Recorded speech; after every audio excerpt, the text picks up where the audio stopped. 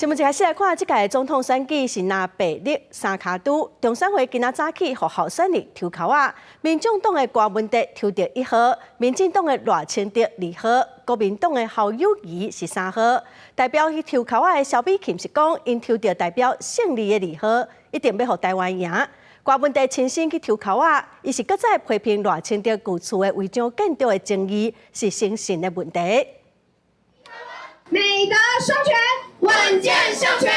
中选会伫11世纪办总统候选人号次抽签，结果出来，民众党正副总统候选人郭文哲、吴欣明抽到1号，民进党的赖清德、萧美琴2号，国民党的侯友宜、赵少康是3号。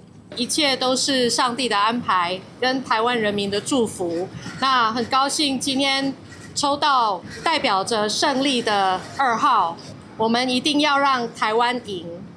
台湾赢，台湾就会是世界的台湾。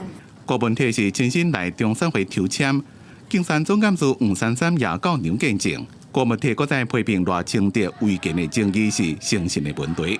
就好像在讨论那个吴欣盈的国籍嘛，你资料拿出来就好的啊。他到现在为止，那个缴税的记录到现在是不肯拿出来啊。